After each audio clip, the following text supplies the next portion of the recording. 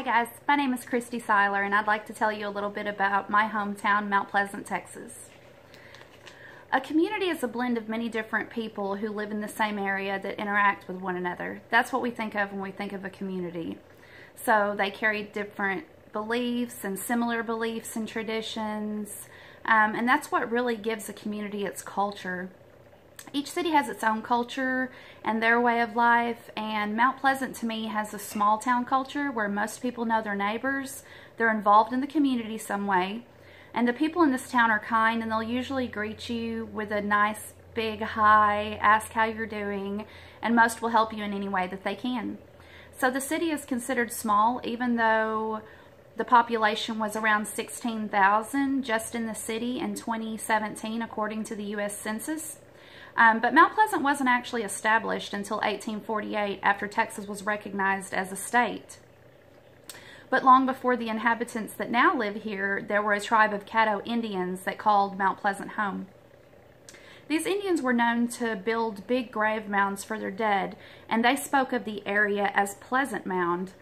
But when Anglo settlers came into the area and they claimed it, they kind of looked around and took notice of the huge trees and the rolling hills, and they changed the name from mound to mount. So the thing that interested most settlers as they chose to live in the area was the access to the Clarksville to Jefferson Road, which made services accessible into the area. So in this time, people were using horse and buggy, so getting supplies could be a challenge. And with the new road running through the city, it drew in settlers and eased those challenges some. Now, Andrew J. Titus was the person who established the connecting Clarksville to Jefferson Road, and where our Titus County name comes from. So this was just the beginning of Mount Pleasant being known as a city. Later on, the railroad came through, bringing more citizens, and as the population began to grow, then a lot of things needed to be put in place that a city needed, much like law enforcement, mayor, and different things like that. So, Mount Pleasant is really known to be an industrial town. So many of the businesses are of this nature. Manufacturing is a big part of our area's revenue, and it compensates for about 35% of the jobs. For instance, Preferts is a major company in our area that has about 1,000 employees or more. The company builds fences for livestock, chutes, and other like cattle and ranch equipment, as well as trailers. Speaking of trailers, there are a lot of trailer companies in Mount Pleasant which provide similar services. Being an industrial area, there are also companies like Ronnie Naramore Construction, which is a small family-owned company. A lot of our companies in our town are family-owned and based.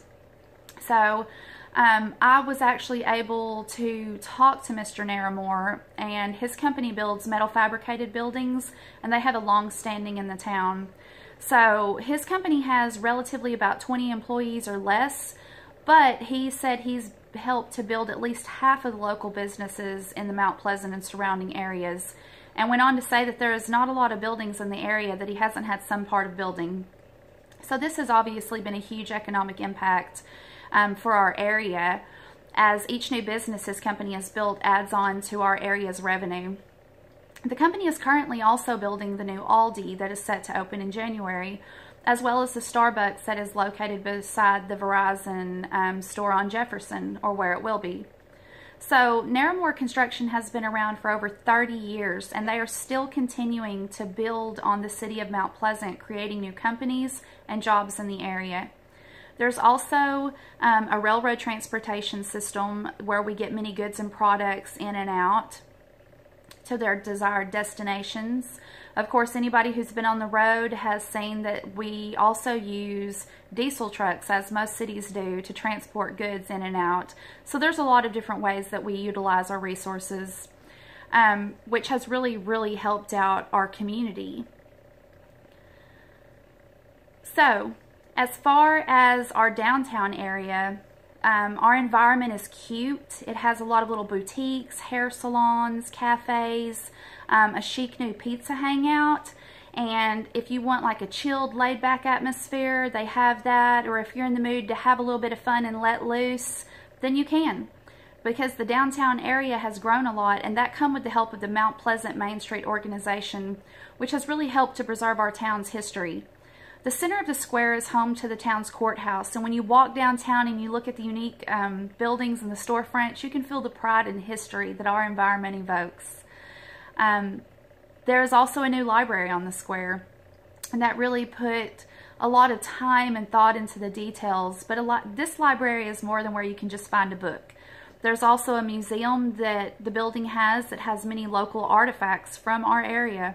And they feature an interactive museum where area kids and adults can take a walk through the town's history.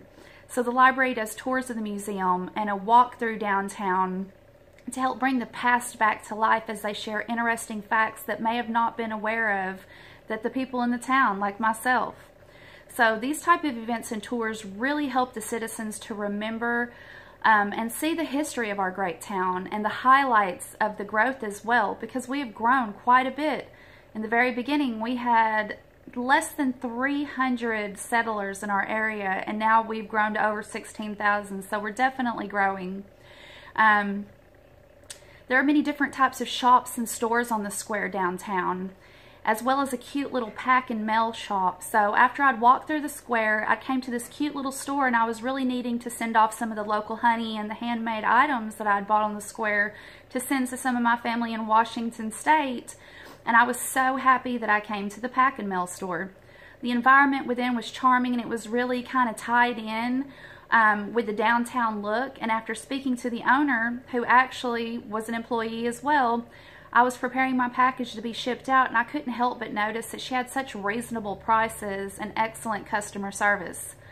When I spoke with her, she went on to tell me that the store was a labor of love and a dream realized for her, and I could tell by looking around. There had been so much pride and care provided to every detail of the store, and it looked so inviting, and the appreciation and attention to me as a customer will ensure anytime I need a package sent, I'm going to go there.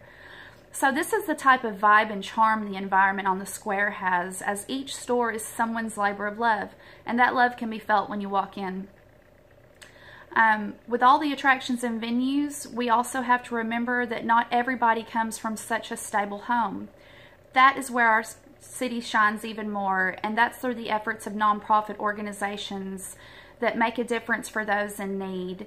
Titus County Cares is a really great organization that helps residents with meals. Different churches and businesses in town, they donate their money and their food to Titus County Cares, and they distribute it to the people that need it. Another great thing that I was able to witness was September the 30th.